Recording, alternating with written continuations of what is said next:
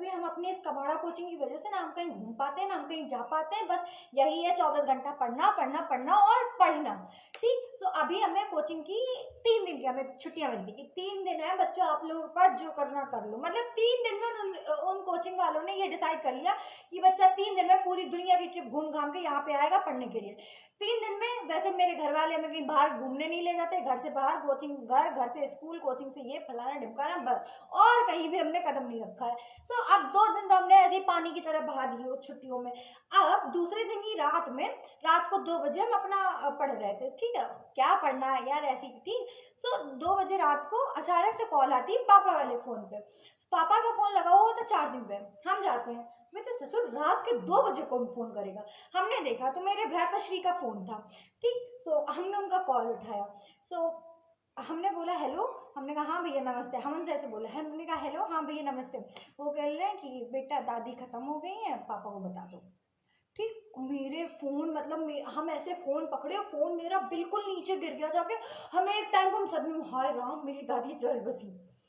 हम ऐसे ही अब हमें रोने दो, हम वहीं पे अचानक से हमने रोना स्टार्ट कर दिया बड़ी तेज़। फिर इसके बाद में अब हमने निधि को बताया जाके, मेरी बहन जो ऊपर पढ़ रही थी हमने उसे बताया जाके। ठीक, मेरी बहन ऐसे कॉपी पढ़ रही थी, वो कही हैं!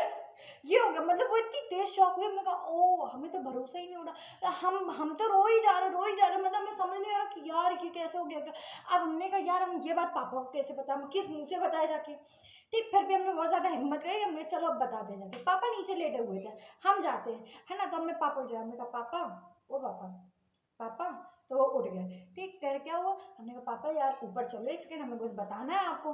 तो बोलते क्या हुआ क्या? हमने कहा नहीं चलो। तो फिर मेरी बहन लाई 1 गिलास पानी, पापा को पानी दिया। ठीक, अब हमने कहा पापा भैया का फ़ोन आया था, वो दादी की डेथ हो गई है। ठीक, तो अब हमने उन्हें जैसे ही बताया, ठीक, तो पापा पापा भी लाइक पहले तो उन्होंने थोड़ा दुःख मनाया कि चलो ठीक, फिर कह रहे कि हाँ हमें पता था, उनकी 2 साल से वो ऐसी लेटी हुई थी, तबीयत खराब है, पंकज भैया की दादी खत्म हो गई। ठीक, तब मेरे थोड़ा मतलब हो रहा है कि अच्छा अपनी दादी नहीं खत्म हुई है, मतलब पंकज मतलब मेरे जो भैया हैं उनकी दादी खत्म हुई है। ठीक, और